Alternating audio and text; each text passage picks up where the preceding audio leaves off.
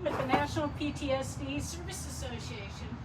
And here in Florida, in hurricane season, we happen to be in a bunch of counties that have a lot of rainfall.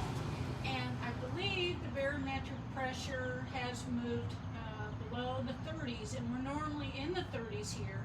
And guess what? Your chickens, your cats, your dogs all sense the change in barometric pressure. I grew up in Iowa. That's how I knew when a tornado was coming. I could feel it. I'd look up. It's green. Something swirling hit the ditch. And obviously I have a big smile on my face because I wasn't taken out in a tornado, although we did have one that took a barn out and we had the horses in it. Got a crane, lifted it up. The horses were laying still. We kept them calm. So the mental health minute and all of what we do with PTSD is staying in the yes mode. It's impossible to tell somebody to calm down if you're not in the yes mode. So that's why in dog training, we were working with some civilians this morning, and I had Navy veteran Johnny with me, and we were talking about that because way back in the day, they had different commands and then clicker, but really we're looking to stay in the yes mode. And with the facial reconstruction, these braces actually are coming off in a couple weeks. 10 years of checking in with the shrink of staying in the yes mode, because all of this is a lot of work, and it ended years and years of migraines. But what I know about your brain working is, and he finally just said after a couple of years, Sandra, if something goes on and you can't laugh within a couple of days, you don't need to check in with me anymore. That was my personal experience. And so the fun part about that is, because I learned riding horses, it's more stressful for me to just be really focused in the middle, in the center of attention with riding horses very young, and even to judge in the middle of the arena, going around in a circle and being judged, less stressful than being the focus of all attention with whatever's going on in my life. So I learned, even from this experience, that if I'm focusing on what I'm doing with the dog, I'm reprogramming what's going on here, what's going on there, what's going on there. And for that moment, whether it's a mental health minute, a mental health 3 minute, the key is a long stay is achieved by little short bursts of training.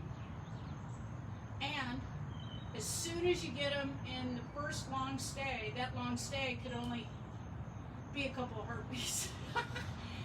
Your puppy can be 8 weeks old, 8 months old, or 8 years old. The development of that dog's brain, if you've never done these short bursts of, I gave you a command, and the reward is going to be my yes.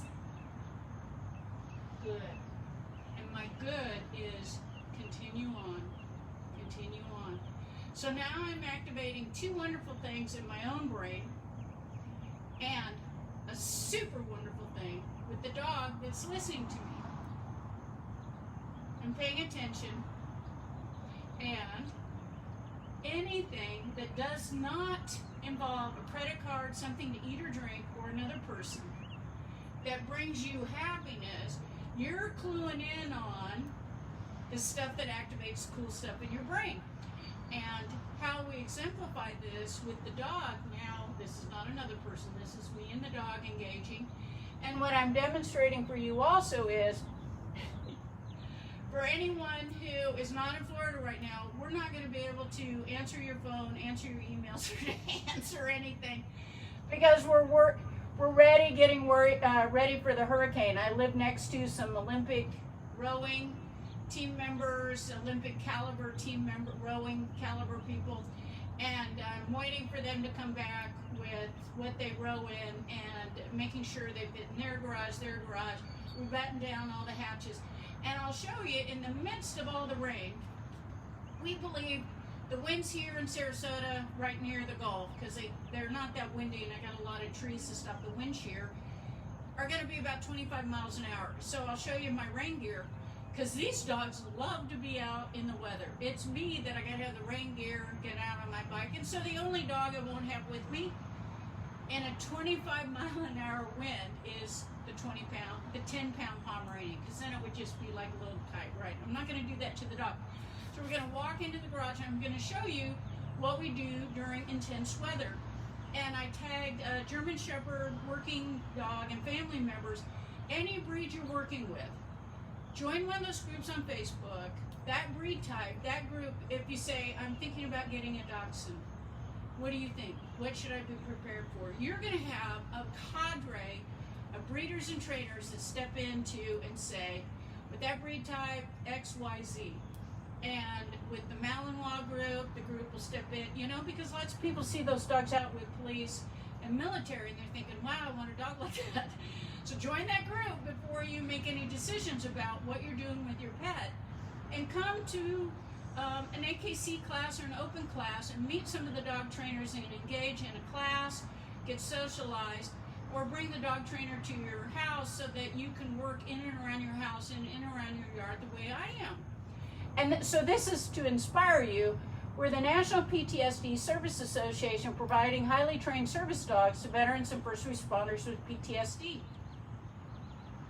And look at that long stay. So if I'm a veteran or first responder recipient, that dog's going to be right with me. And at the demo, Allie was with me at Pets Plus. We'll be there the first and third Saturday of every month. She saw Mark coming and immediately went to him in the store. She saw him as he's coming through.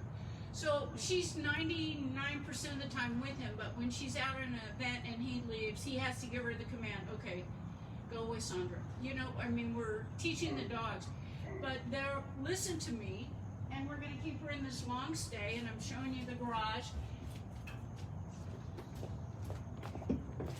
And as you're getting ready for the hurricane, you're picking up things that could go flying in a 25-mile-an-hour wind. Chance, stay. Good.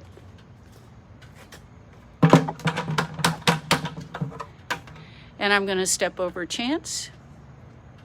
You watch.